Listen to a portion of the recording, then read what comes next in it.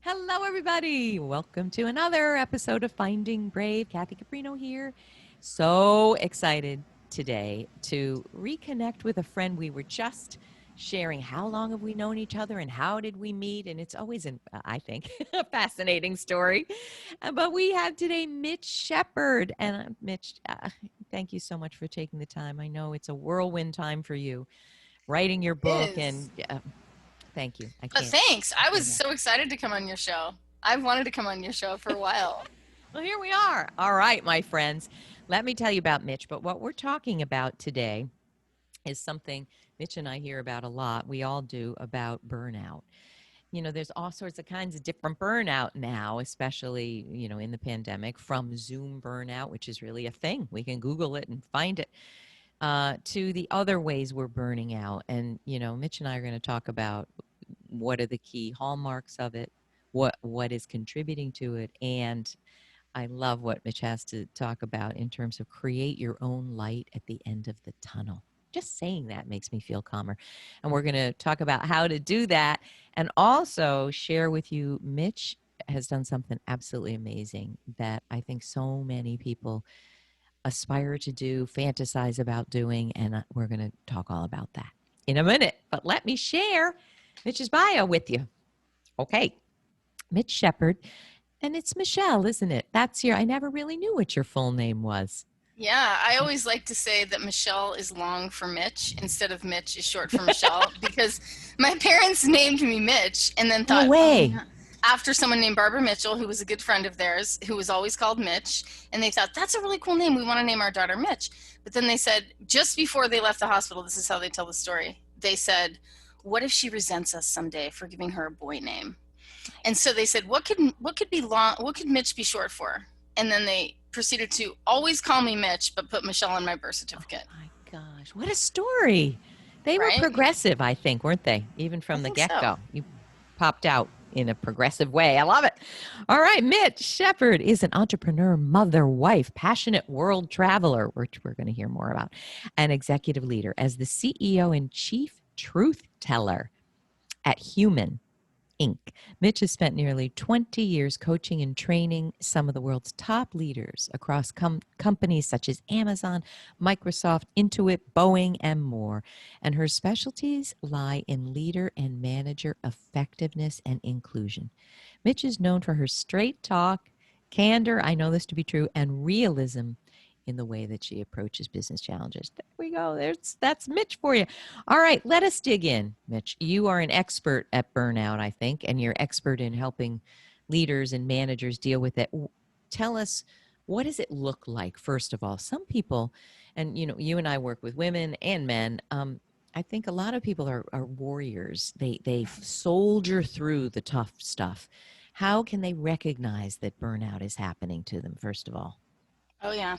Well, and there are some clear signs, but sometimes we're in it so much that we don't realize we're in it. So some of the signs are maybe what used to make you feel excited and energized just doesn't anymore. Right. Maybe you're usually a pretty positive person, but you're feeling cynical or negative, or maybe more easily triggered, more emotional.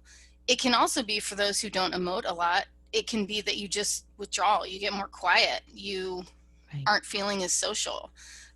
It can feel like it just overwhelm, anxiety. It can feel like heightened worry and guilt, which I think has been off the charts Right. lately. The worry and the guilt piece from everything going on in the world with COVID, with a lot of the companies we work with. I know that in some sectors there's actually a financial crisis going on, an economic crisis, but in others they're as busy or busier. Right. And yet all these compounding factors are happening with for those who are parents with kids being home, not having the same level of support.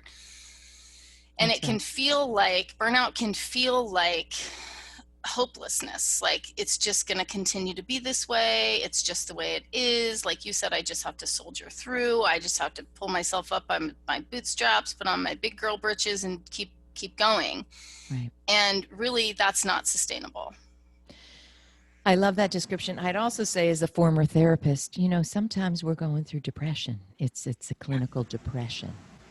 So, I'm not an expert in this. I no longer practice therapy, but I would say if those symptoms that you talked about, hopelessness, helplessness, zero interest in what you used to be interested in, if in fact getting through your day, parenting your children is a real chore, then it's probably time to see a therapist. Even if we want to call it burnout and we don't want to call it depression, but depression does impact your ability to function at a Absolutely. healthy level. So what we're saying is it's very common. There's no shame in this. I mean, I don't have the latest statistics, but an enormous percentage of people feel burnt out in a way that their functioning has been impacted. Oh yeah. So if you feel this is you and we're speaking to you, there's no shame in reaching out to a great therapist and just having a talk or two and seeing, is this something I really have to address in more proactive ways? So let's talk about if we do have that experience. And have you seen, there's so much talk about the Zoom burnout.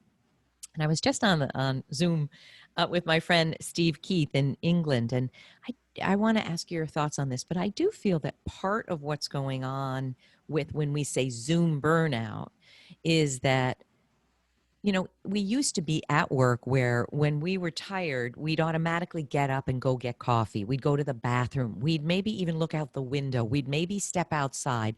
We'd almost always do something for lunch. I mean, a lot of people have worked through lunch, but I know even as busy as I was as a VP, I would walk around the Hmm. property.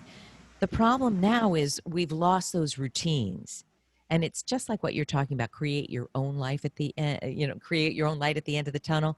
We now have to actually artificially create them. But can you talk about what you think Zoom burnout is and what can we start doing when we feel all these things you just described? Oh yeah. I mean, it's a real thing, number one. And you're right.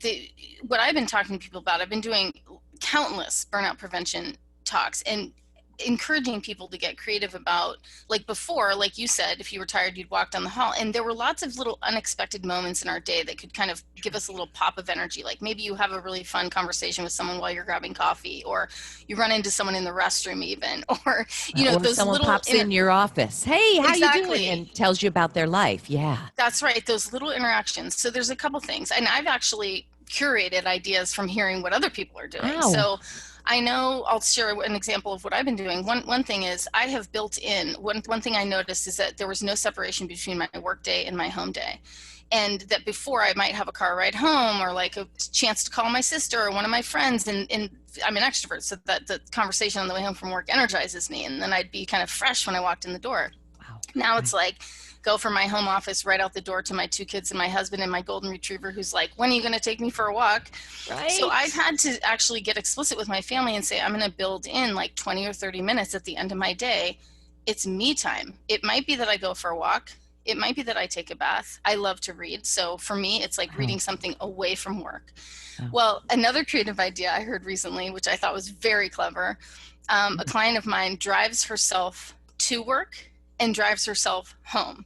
And what that means, since she's working from home, is she literally just goes and listens to her favorite podcast or music in the morning and drives around kidless, like nobody else in the car, for 20 minutes. So smart. It just gives her that feeling like it marks the beginning and the end of her day. Wow. I also saw a friend of mine on Facebook posted that she walks her kids to school, even though they don't really have school. They put their backpacks on, they walked around the block. I thought that was so cute and clever. Gosh. And, the research says that in fact, when I have a big presentation, my whole life, like, even though it's hard to fit it in, I try to exercise in the mornings before a big presentation because it gets your endorphins going. Wow. And it gets you in a different mindset. And so I think, the sitting all day long in and out of Zoom meetings. One last thing I would just say is try walking and talking. Zoom works everywhere. You can even be on video. Like I've had some great Zoom calls where I'm like, check out, I'm walking along Seattle right now. Here's the view of the Olympic Mountains. Check it out, Wow. Yeah. Love it. So you just have to get creative. Like you can't wait for the world to go back the way that it was. And you know what I think you're pointing out here? We humans tend not to change till we're made to change. We resist it, right? Homeostasis. So I'm thinking about when you're talking about walking, I share custody of our beagle, our 14-year-old beagle, with my ex. And sometimes, she's very needy. Not sometimes, she's always very needy, but she's looking at me the minute I get up in the morning. When are you going to feed me? When are you going to take me out? And there are the eyes. So sometimes I even feel like I can't take a shower, like she's waiting for me. But the point is, when she is here, I am a happier person because I have to go out. I have to Yep. put on clothes that are for outside. I have to be in the sun. I have to be in the rain. So the truth is, when she's not here, would you think I would do that as much? I don't. Right. So I think what we're asking of people, tell me if this language makes sense, is yes, create your own light, create that. It takes discipline. And what you were saying about the bubble between your work life and your home life, it also takes a boundary. Yeah, it really A lot does. of women that I work with are perfectionistic overfunctioners, doing more than is Oh yeah. necessary, appropriate, and healthy, trying to get an A+. And their boundaries are not sufficient to say, I know you're standing here waiting for me to play with you. I so know that mom needs a little bit of a break so I can really be there for you. That's right. It takes a boundary. That That's takes right. closing your power gaps. It takes power. It takes strength, right, Mitch? Anything That's right. about that you want to share?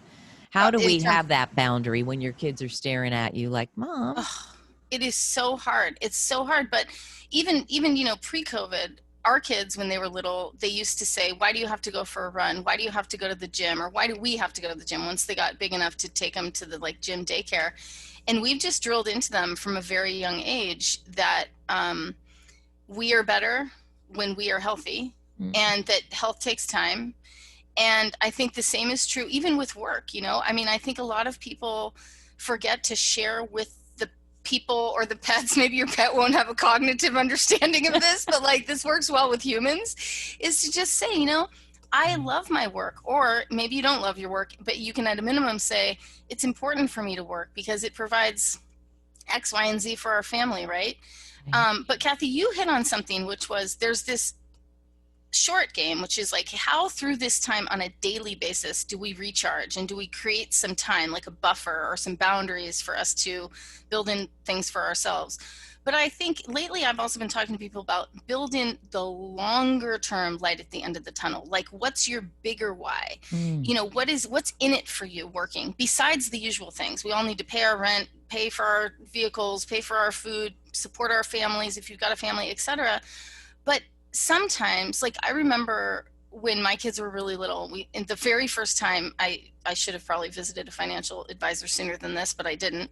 The very first time we went to a financial advisor, she was like, okay, you're not going to like this, but for this next year or two, you're going to have to do a lot of really unfun, unsexy things. You're going to have to get life insurance, start saving for this, get disability insurance. Maybe you want to look at elder care insurance that won't hopefully kick in for 50 more years or whatever. And it was we were working so hard to put our money into all this boring stuff, right? It was so boring. Right.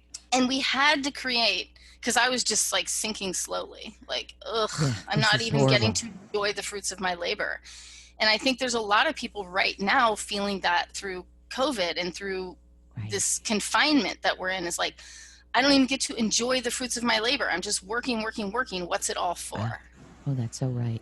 So how can people, we're going to talk about your year-long sabbatical, which is so incredible, and what that gave. But how can people, I think what you're talking about is finding a way to process what's happening in our world that in no way would anyone invite or want, right? We're probably going to go back on some lockdowns in some parts of the world. And so we don't want this. We don't want to watch my mother recovered from COVID, but is now so weak she can't really take care of herself. Who would have guessed? 96 years old. I can't say it without crying. I'm so sorry. Who wants this? But I think what you're talking about is building internal fuel to keep us going through this, because there's something at the end that's meaningful. Is that what you're talking about?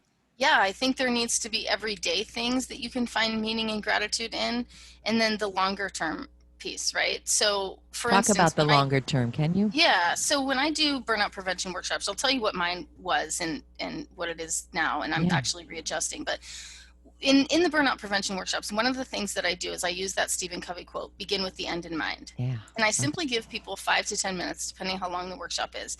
And I say, I want you to write as if you're writing in your journal a year from now, and that it's already a year from now. And you're simply looking back at what you've accomplished, what you feel proud of, what you've learned, what in hindsight you may have done differently if you could rewind time, which is a really interesting question.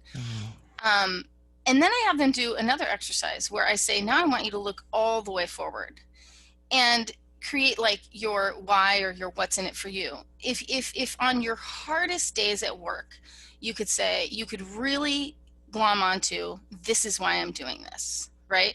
And there's this is why I'm doing this that is like, I work with companies that are in biotech, curing cancer or creating heart valve technology so people can live longer lives, or creating technology so people can be more educated, right? So there's that why. But I'm talking about the deeply personal why.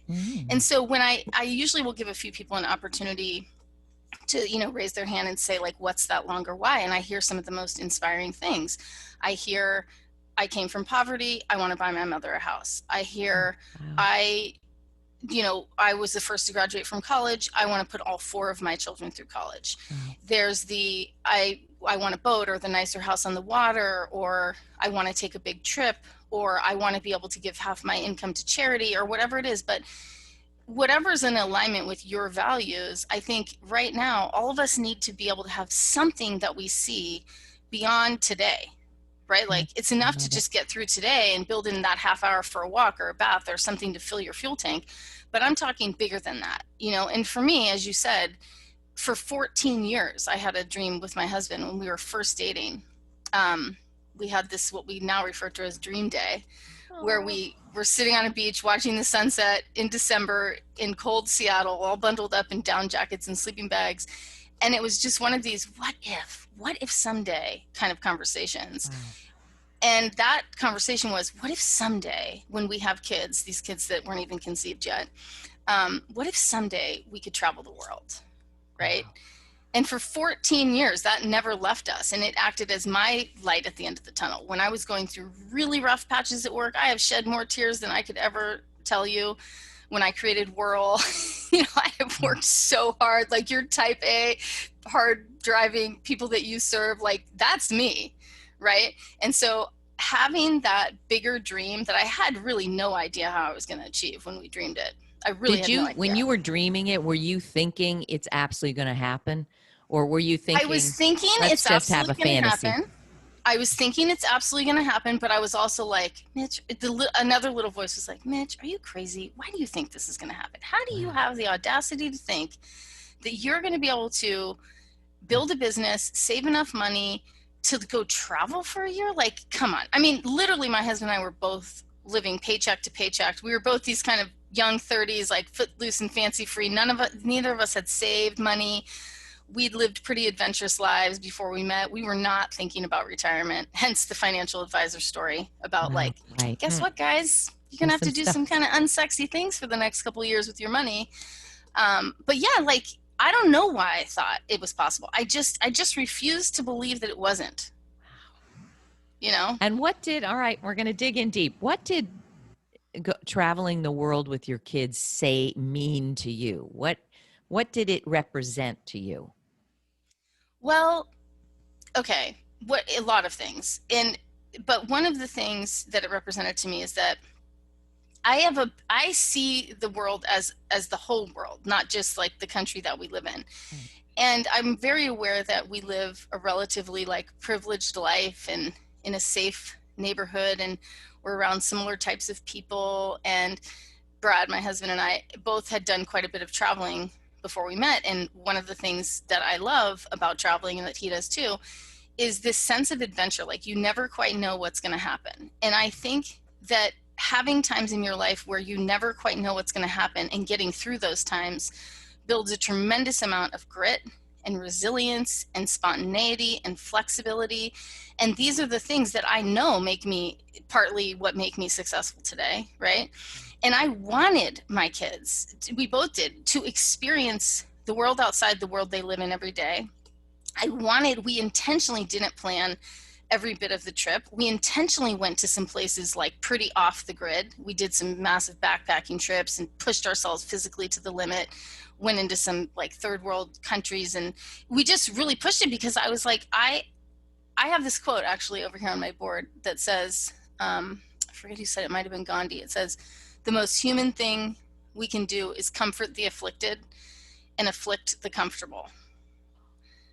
Oh, I just got a big chill. Yeah, like I wanted to afflict myself and my kids and comfort the afflicted. And it was a beautiful, beautiful experience to do that. Where did you go? Now I'm way into it here. And I know you have a book I'm glad I gave you a chill. That's always a good. Where did you go? I mean, I would follow you on Instagram and elsewhere, and there she is. And how old are your kids, just so people can understand what you're Yeah, so doing? Ben, my son, was 7 when we left. He turned 8 in Ireland, which I know is one of your like love. I saw your trip to Ireland before we left, and I was like, I'm so glad we're going there. So Ben was 7, turned 8 shortly after we left, and Addie was 11, turned 12 halfway through the trip. And now they're 10 and 13. But in terms of kind of I'm interested in hearing how they talk about it. Oh yeah. Oh my gosh, to their friends. We'll get there. All right. So, oh yeah. Again, and actually, we're talking about creating the thing that is going to make you remember why you're here on this planet. That it's that's you right. manifested in the most exciting way. And can I say one thing, Mitch, before you continue to talk? Yeah. I wanted to stuff this in. One of my favorite quotes in the world is from Maria Nemeth in her book, The Energy of Money. And she says this: people are happiest when we're demonstrating in physical reality what we know to be true about ourselves, when we're giving form to our life intentions in ways that contribute to others. Oh, beautiful. Is that it? I mean, that is the Bible for life, not the Bible, the guidebook. And to me, what you did is that. You demonstrated who you know to be true, even though maybe you forgot it in a few years of your hard-pressing corporate life. You had a life intention, and you gave form to a life intention. So I just want to say, people, as a practical step, your exercise, Mitch, what are you really doing this for? I would also frame it as, when you're 96 looking back, like my mother, what do you want to say you have done? And if it's vague, I don't know, I want to be no. Let's get it more specific. And then in what ways can it contribute to others? Because that's when we're happiest, when we're not just all narcissistic. No, that's right. Ego, right? That's especially true. Stuff that in there, because I feel like what you did is just an emblem of that. All right. It's true, Kathy. So do you think so? Well, yeah. And on that note, I mean, I'm looking right here to my side where I just read you that quote. And one thing, a practice we do in our house is we create, I have my 6 core values. Together as a family, we have a set of values. And ours together collectively in this trip was the ultimate manifestation of these things, because you originally asked me, what was this trip about? Like, why did you go? And our values in order are family, health, fun, and adventure are kind of like on the same priority level. Helping others, gratitude, team. So we really pride ourselves on like always working as a team, and building wealth. And we don't just consider wealth money, we consider wealth like experiences and like life. So yeah, this is what I've got up here, right? And when we left, before we left, what we didn't know is exactly every country we would go to. We had a pretty good sense, but we had a few flights booked, but what we knew is what we wanted the trip to be about. We wanted the trip to be about quality time as a family, giving back and helping others. We had a mantra that was, we will leave every place better than we found it, in ways big and small. Like whether that's just being kind and friendly and curious about everyone we meet, or actually giving supplies to a school in a town that we go to, or but ways big and small. We just said, like, we are visitors here, like how can we make every place better than we found it? So and it felt so good, and we lived that value around helping others and learning and growing and being a team. And we wouldn't have been able to have as many opportunities to be a team or to build grit had we not signed on for some pretty intense kind of backpacking experiences, for instance, right? Give us some countries that you went to. Yeah, so I like the mama in me, like, and this is good, I think this is good analogy for leaders too, is that I kind of know the psychology of my kids, and I specifically did not want to push them too hard too fast. So the country order was very thought through, like which continent we were going to go to when. It would have been much easier and much cheaper to go one direction around the world, but I will tell you, we intentionally went to Europe first so that it could just feel fun and pretty easy, not too many challenges. We went to Ireland, Italy, Belgium, France, and Greece. Then, and spent like the first 3 months felt like a vacation. I call it the vacation before our travels.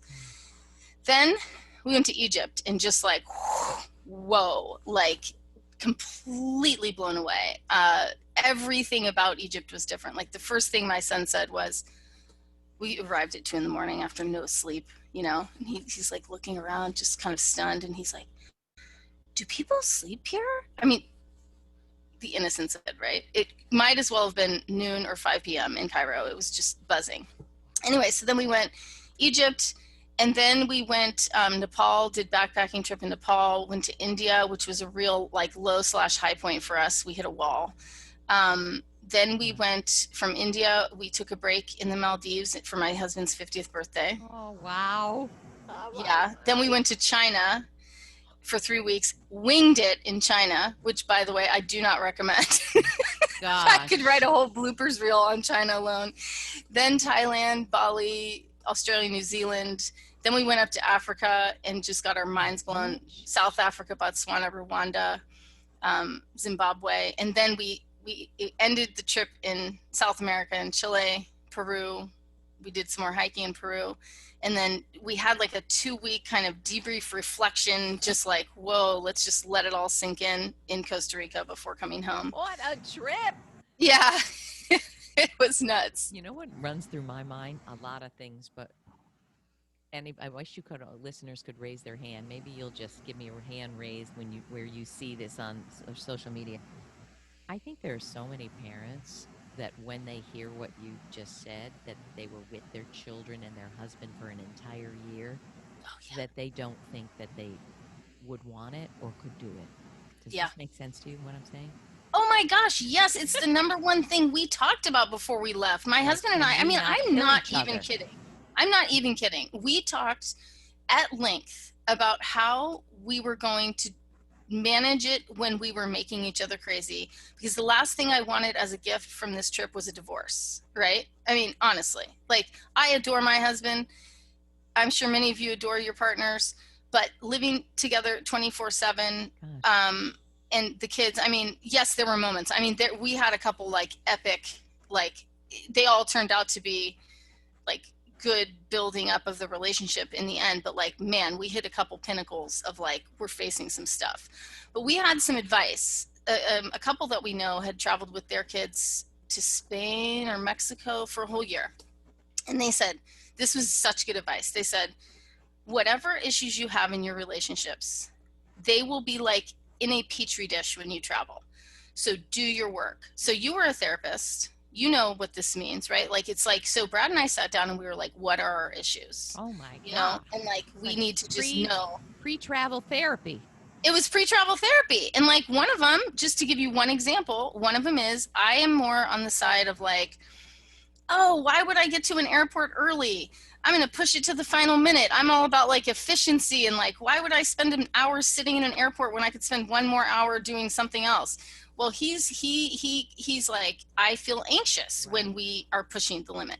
So that was a place where I said, you know what I don't want, we're going to fly a lot. I don't want to put you in a position to feel anxious all the time. So what do you need? And he's like, I would like, when we're doing international flights, to be at the airport 3 hours early, which sounded like complete overkill to me, but we learned quite quickly it's not, because sometimes in international situations, it's like all sorts of things. So now that's a simple example. That one was an easy fix. Some things not as easy to fix. But no, we did great. You know what? We were all worried about making each other crazy, but we fell more deeply in love, all of us. Like, we were a unit. We were a unit. You just get used to it. Like, in fact, one of my saddest things coming home was like, I missed my kids. Like, they're back with their neighbor friends. They're running down the street playing. I would go 3 or 4 hours without seeing my son. And I'd be like, it's so good. I'm so happy he's back with his friends. But I was also sad. I mean, who can't relate to this, even COVID-wise? I'm living next door, in the bedroom next door to my son, who is going to move out with his friends soon, but it was a COVID-related, let me live here with mom. I'm going to miss that person so much. I mean, but Right. and this is where there are silver linings to things. I mean, having that chance to be in really the fabric of his life as an adult. Yeah. Whenever would we do that? I So know. you created that. You purposefully Yes. created that. Something that others would say, it sounds really good, but I think I would have a nervous breakdown, you know? That's what everybody says. It's so funny. You nailed it. That's what everybody says. But what we took to calling it, about halfway through the trip, I had this realization. I looked at Brad. I said, this is almost like our year of pre-retirement. We called it our year of retirement, but this time, and when we retire, we won't get to retire with our kids. This is like our year of retirement with our kids. It's like I feel like I stole time with them in the best of ways, And they dematriculated from school. They didn't. Were you homeschooling them too, or the trip was the school? I mean, were you trying to Mostly the curriculum? trip was the school. Yeah. We do not claim to be great homeschool teachers. Nobody email me and be like, I could really use some homeschool tips, because I'm going to tell you, like, so could I. But did you try? Was there yes, we tried. And it's sort of like what a lot of people are probably experiencing now. Kids don't really want to be taught by their own parents. And so what we discovered was, what we could keep up on really pretty easily was, we had them journal about all the experiences they were on. So they kept up with their writing, spelling, things like that. And they read like crazy, because we'd be on long road trips and airplanes and hostels and things like that. So reading and writing was easy to keep up. Math, we tried to do, Khan Academy, which I'm sure many of your listeners know about, but we had spotty service. We'd get in a groove for like a week, and then we'd be somewhere completely away from any kind of signal. And so at some point about halfway through the year, we had a conversation, because it was causing me in particular a lot of stress. I was very worried about the kids falling behind. And I said, you know what? I don't want to fight with the kids about homeschooling. I don't want this to be a center point of this trip. We are learning so much. It feels like a shame to me to feel worried about this, And I said, can we just promise each other, so that I can let this go? Can we just promise each other that we will do whatever it takes to get our kids caught up when we get home this next summer? And if we can promise each other that no matter how much money it takes, no matter how many tutoring hours it takes, no matter how much of our own time sitting with Ben or Addie it takes, we will make it right. And guess what? This might be a good message for everybody. Ben did about 6 weeks of an hour and a half of math tutoring per week and killed it in 4th grade. He was not behind. Like, sadly, kids don't learn as much in school as we think they do. They can miss a year. Isn't that incredible? Isn't that they can catch up. Here? There's so much. I want to pull back for a minute, and I'm Sure. aware of our time, but there's so much I want to, from a deeper perspective, highlight, Mitch, if I could. Sure. I want to roll back to when you said, as a family, here are our values. We could stop this recording there, and people are going to learn a lot. I think that the people that I know, and I work with thousands, and I was one of them, we're working so hard and spending so much time that I think it's very infrequent that most of us pull the viewfinder back and say, let us look at what we're doing here. What matters to us? What matters to me? Elliot, my son, what matters to you? Yeah. And then talk about it and dimensionalize it and create, a team unity feeling around that. I mean, I think leaders need to understand this. Everyone on the planet needs to understand this, because you are going to live out your values in some way, but if you don't do it consciously, you're going to betray your values, I feel. So I think that's absolutely incredible. The second thing is, who's ever sat down with their husband before a trip and said, let's talk about where we know this is going to get hung up? Like, it's about the travel. That's funny. My ex was, let's get there 2 minutes before. I mean, I would. Oh, we're opposite. I'd run through the airport with him as they're closing the gate, and my high blood pressure, I would have to recover, for 3 days. Right. But I don't think we ever said, this is not going to work unless we meet each other halfway. We just bumped up against each other with that constantly. That's right. So that's number 2. Look, I get you, you get me. I'm not going to make you wrong. I'm going to say that if we don't meet halfway, it's going to be really not happy. So can we meet halfway? That's another amazing takeaway. Can I also emphasize a third thing that you haven't brought up, but I know it's in your cells? Sure.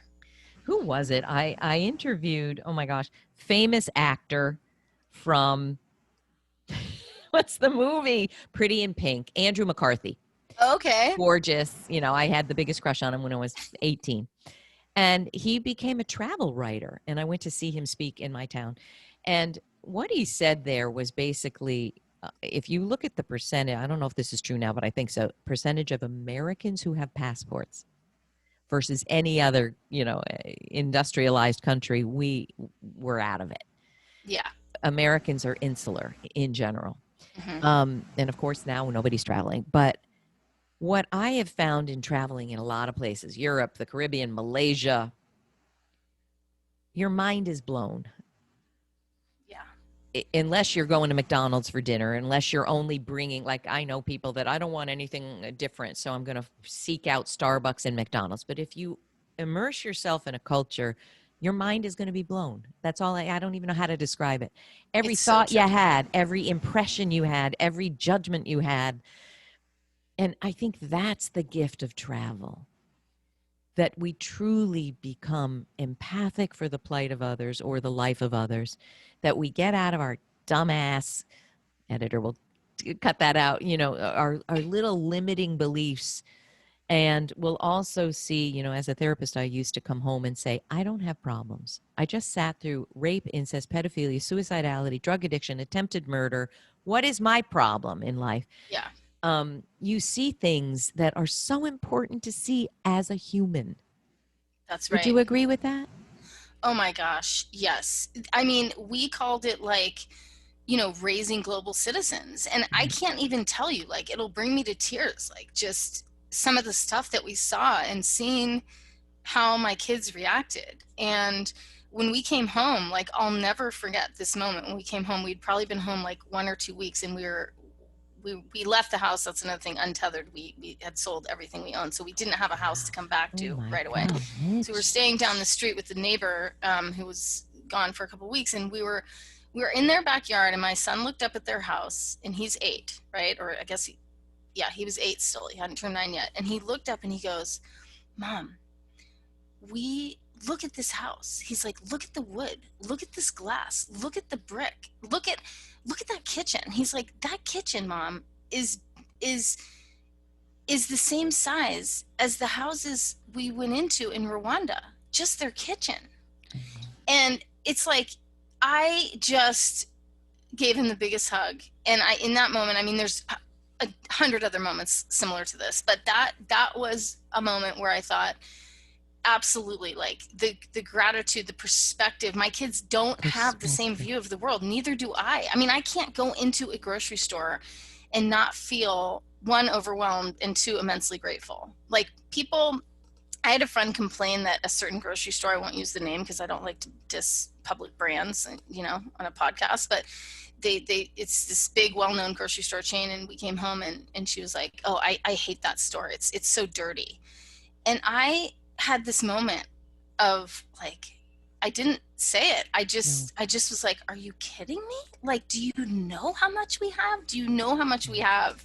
How many choices we have? How clean and big and wide everything is? Like, not everywhere. I know there's people right here in our own country that are suffering. But yeah, it gave us just the most empathetic perspective. And I do think that once the bell has rung, it can't be unrung, which is a good thing. Once you see what you saw, I think you'll forever be grateful, in a way that we never could have before. So I know everyone's going to have questions here. And, not everyone can take a year off. Frankly, not everyone is as brave as you. That's bravery. That's power. That's impact. That's also self-trust. Look, I don't know. We're going way out of our comfort zone, but I trust in us. A lot of people don't have that. So I'm wondering if even, okay, you can't go away for a year. You're not going to sell your house. I know that there are small things we can do that can give us a little jolt of that. Do you have any tips about that? Let's say you can take your kids for 4 days or 5 days somewhere, and maybe it's not even international. What what do you suggest when people say, look, what you did, I bow to you, but I'm scared to death. Give me a little boost of that. What do I do? What do you think? Even I would even bump it out to outside of travel. I Yeah. think, again, back to that concept of the light at the end of the tunnel, because travel is not everybody's jam. Right. It's my True. jam. And so that was my light at the end of the tunnel that had me buzzing, that got me through my roughest days. But I would say, I think you said, like really ask yourself, what are my core values? And burnout is as much about doing too much of certain things as it is not enough of other things. That's so And so true. if your values, like I've had moments in my life where I look at the fun and adventure value and I'm like, whoa, the fun factor is low. What can I do to make fun go up? And I mean, it could be as simple as like going on a walk to a new park. It truly can be that simple. But I think the bigger advice is just know your values. Ask yourself, how happy, content, fulfilled am I today, even within these circumstances? And is there some adjustment I can make? Is there some goal I can set? If health is a goal, like I know for me, health's been a big one. And I haven't had a health goal, like, oh, I'm going to run this race, or I'm going to do that triathlon, or I'm going to do this thing. A goal used to help me stay fit, right? So you can have goals around fun. You can have goals around quality time with family. Maybe your big light at the end of the tunnel is, in a couple years or 5 years, I want to have saved enough money to take 6 months off work and go sit in a treehouse in the woods and write that book I've always wanted to write. Or I want to take my daughter or son on a really special trip when they graduate high school. I've got 6 years to save for that. Or like you said, or whoa, let's start with something small. We did start with small things. We used to call it the 5Ks before the marathon. Mhm. Because we knew for a while that we wanted to do this trip. And so we started with like, let's get the kids camping when they're Love it. little. My daughter went on her first camping trip at 6 months old, and it was like tsunami-like conditions. It was crazy. It was freaky. We scared ourselves to death. We barely slept. But it's all building the muscle. I love that you said that, because I don't think it would be smart for a family who's never traveled to go then do what you did. I'm so glad to know that. I also want to say, it can be a small thing, a seemingly small, like here's one for me. I'm a nonfiction writer. I got that, Yeah, second book done. What I don't have is a novel, a story. I don't know how to do it. So I started with a screenplay, very big goal, worked with an LA coach, Bruce Gelfin, who's been on the show. And nice. then I was starting to write this book, so I put it off. That is a bucket list thing for me. Let me That's it. write this story of a past life of mine that I've seen. I mean, that's it. So I can do that over a year. I can work with him every 3 weeks. So what I want people to do is not listen to you and say, "Oh, I can't be like Mitch, forget it."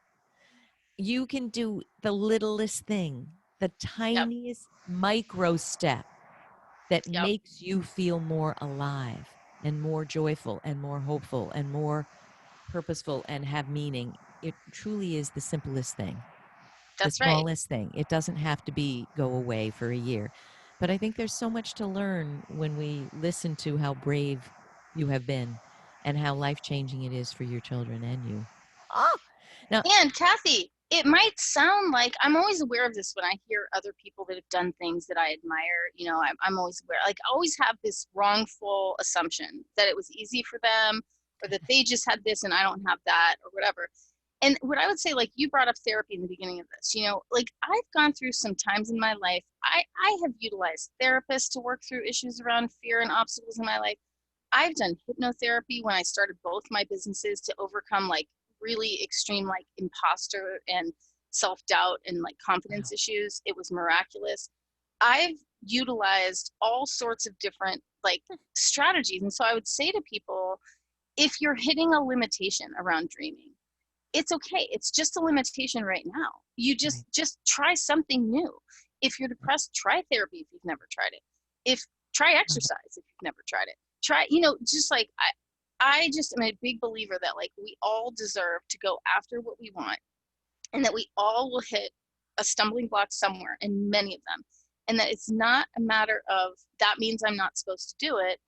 It's a matter of, it's kind of like that old that story as a kid, like, can't go over it, can't go under it, gotta go through it. It's like, it's okay. Um, big I things are love it. big things. They aren't easy. I so love it.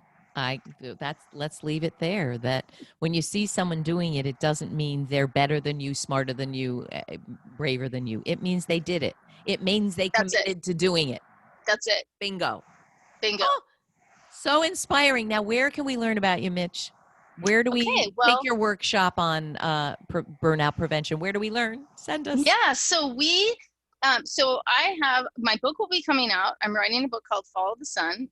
It will be coming out. And if you want to know when it comes out, go sign up for our mailing list at www.mitchshepard.com. That's kind of my personal website. Okay. All and right. that's mitchshepard.com. We'll link to that below. Yep. And if you work for a company and you're intrigued by some of the burnout conversations that I've had here and want to do a workshop around burnout, Mitch at Human Inc., which is HUMININC.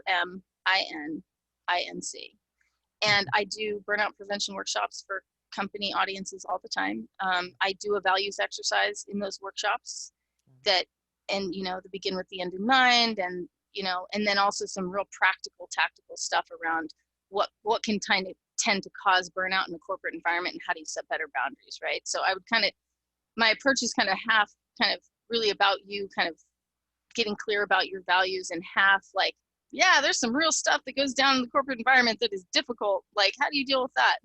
So yeah, Mitch at Human Inc., if you're interested in that piece, and go to my website and sign up for my list if you want to hear about my free calls and book. Oh, what a blast. I could talk to you for hours. I feel so zen-like after talking to you. I don't know. I had a little energy healing. Oh, thanks. And you definitely have given me a boost about let's be a little more intentional. Now that my book is out, first I was birthing a baby. Now what do I want to do for me? It was for me. But yeah, you definitely inspired me. People, listen, we're hoping here in every podcast episode that we inspire, but also there are questions that we have when we listen to something like this. I would hope. I always say if I'm running my class or whatever, if you don't have questions, I'm not doing my job. Yeah. I hope this perturbs your system in a good way. And if you have questions, Mitch is so open to answering them. Wherever you see this, post your question on LinkedIn, Facebook, Twitter, Instagram. Perfect. Mitch is there, and I know she'll help. And so we really want to hear from you. What has this inspired you to do? What is the light at the end of your tunnel that you want to make bright and start heading towards? Mitch, thanks so much. Come again soon when your book is out. Thank you. Thank you so much, Kathy. I love talking to you. You just brighten my day. Oh, thanks, dear. All right, everybody. See you next time. Bye. Did we stop it? No. Here we go. Okay. What? No. Hang on.